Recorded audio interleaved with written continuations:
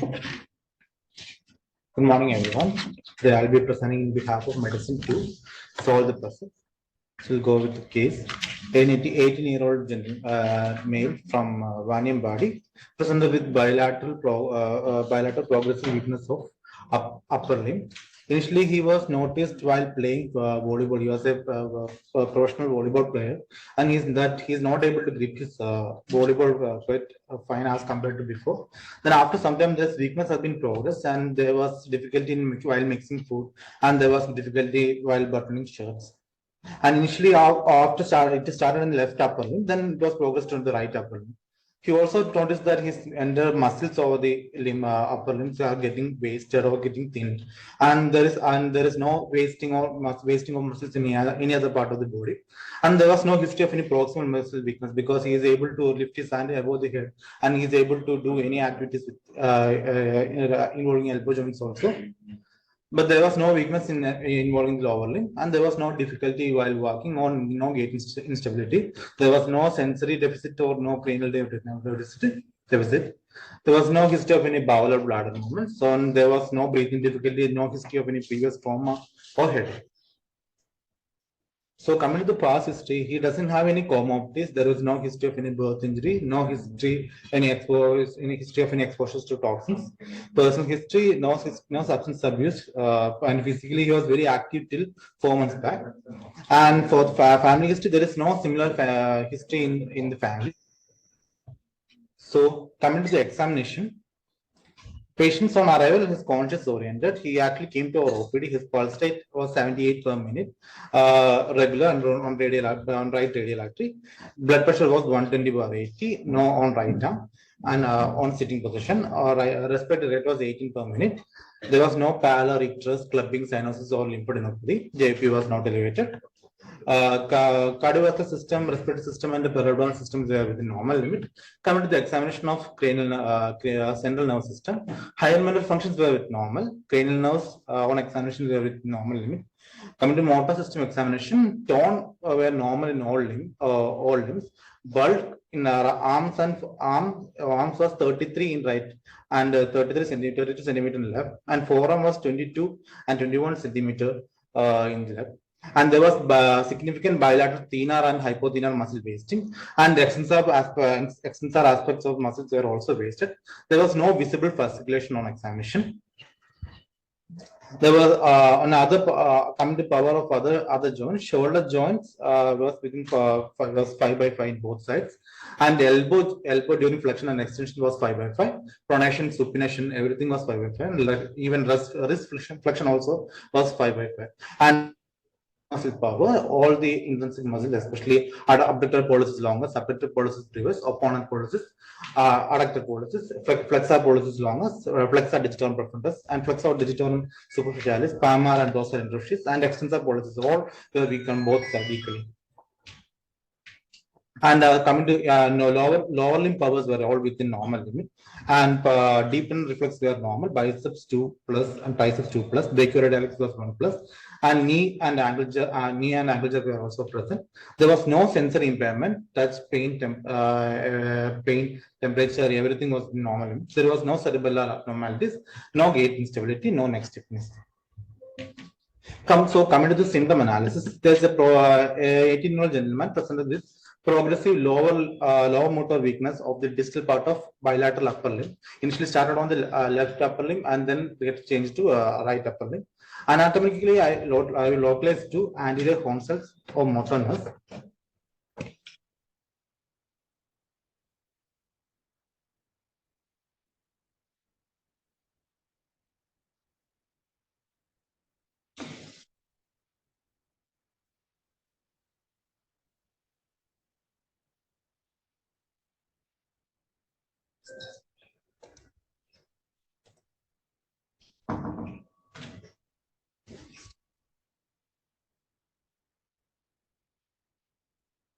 So even in the hands, everything was absolutely normal. Yeah. Joint position, vibration sense, absolutely no. Absolutely normal. I have a picture of that, right?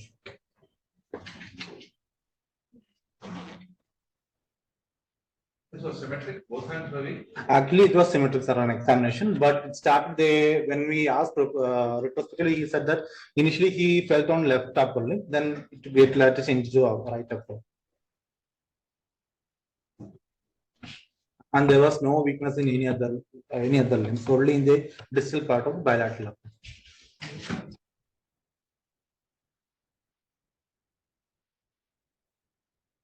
There was no sensory deficit.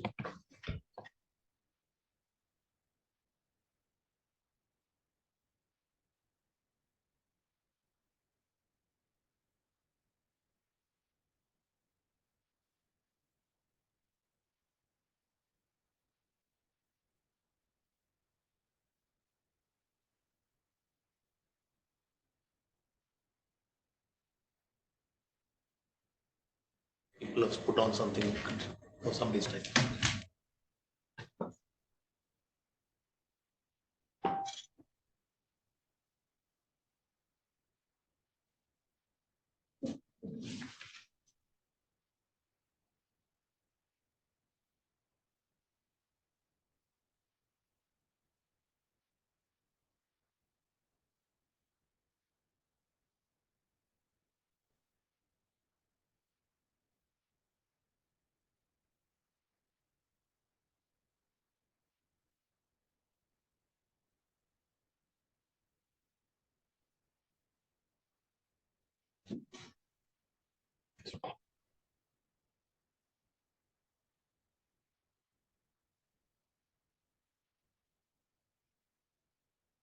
So before moving further, I will show you the image of the hand. This is the patient's on. I got the permission from the patient to display it on the project. So this is the patient's arm. So there is excessive weakness.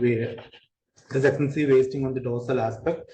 Along with that, in the ventral aspect also, there is excessive wasting in thenar and hypothenar bilaterally, and there is compared to on both sides, arms were almost at normal size.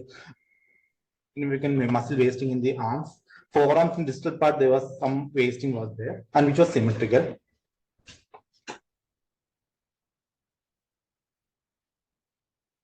So with this, we'll proceed further. So differential we consider were almost like Hirayama disease was one of the differential multifocal motor neuronopathy with conduction blocks, multiple acute demyelinating syndrome, SMA, Kachako-Mary tooth, CA-T1 diagonopathy, even motor neuron disease. Everything was the differentials which we considered initially. So we did an initial, since it was an OPD patient, we couldn't do an extensive evaluation. We did initial investigation showed no significant abnormality. CPK was 178. Thyroid hormone levels were at normal limit, and LFT was also within normal limit. So we went ahead with the EMG and CV and MRI. So EMG and CV showed a symmetrical motor axonopathy involving bilateral upper limb, and EMG showed neurogenic changes in C7, C8, T1 myotomes, clinically phenotype suggestive of segmental anterior horn cells involvement, probably Hirayama. And MRI, which was done, showed a ventral displacement of posterior dura inflection with associated with myelomalacic change, that is spinal cord changes from C7 to C7 vertebral bodies, suggestive of Hirayama disease. So, just being an introduction of Hirayama disease. Hirayama disease is a benign form of focal amyotrophy that affects usually in the lower cervical segment, that is C7, C8, and sometimes T1. Segmental myotomes will have a sparing effect on the brachioradialis, giving the characteristic appearance of an oblique muscle. Even our patient also had a prominent brachioradialis, but in the lower part of the forearm, there was a significant wasting was there. And classically, it presents with muscle atrophy and weakness of bilateral or sometimes unilateral forearms and hands in the absence of any sensory symptoms, and progressive over 1 or 2 years before plateauing. And this disease has a male predominance, and it is mostly found in Asian population, especially in Japan, as the name suggests, and it's also seen in China also, and it's usually seen in the second and third decade of the life.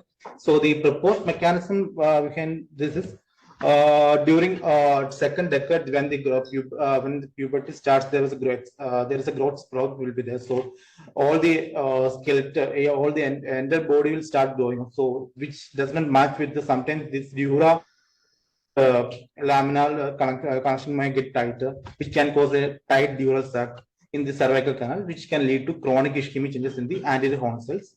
And sometimes they can see a reduction in anterior posterior diameter of cervical cord by at least 50%. Also, and histologically, there will be central necrosis and diminished large or small muscle, large and small nerve cells without macrophage infiltration at C7 to C8 levels. So diagnosis and management. So diagnosis by MRI and EMG NCV. In MRI, if we do a routine MRI, we might miss this finding usually, because in routine MRI, unless there is a central cord damage has already started, it won't pick up in routine MRI. So MRI with flexion has to be done, which in that case it will show an anterior displacement of the posterior dura and the enlargement of posterior epidural space with increase in laminar dural space distance, which is exactly in our case. And treatment for most of the patients, it is a self-limiting course. After a month of progression, for at least for total of maybe maximum to 5 years, it will achieve a plateau phase. From there, there won't be any progression, and the prognosis of Hirayama disease is thought to be better than any other motor neuron disease with longer survival and lesser mobility, because it is not like any autoimmune condition, it's just because of a mechanical compression. And 58% of the cases will have a beneficial effect after weighing cervical follow, and patient will recover soon if it's found in the early phases. But sometimes if the patient has gone to an extent that causes severe damage to nerve, we may have to go for, at least for the reversibility of whatever nerves there, we have to go for cervical decompression with fusion and duroplasty. But in our patient, we are just diagnosis patient after the after this MRI and NCV, and we are referred from to neurosurgery for further management. So take them from Hirayama disease diagnosis and management. Thank you. Questions and comments from the audience?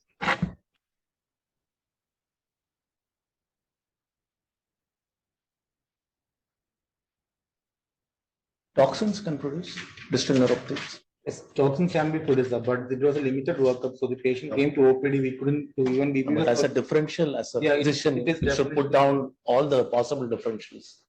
I mean, you focus mainly on the anterior horn cell disease and its variants, but toxins can produce congenital distal motor neuropathies can also present with distal weakness. And of course, if there were sensory signs, you would have thought of other diseases. Any other questions?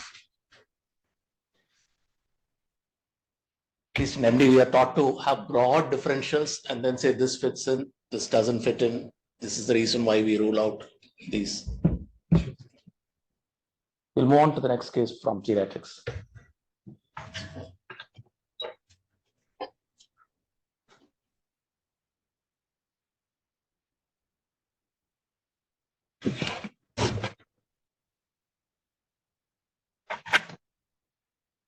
Which toxin produces distal neuropathy?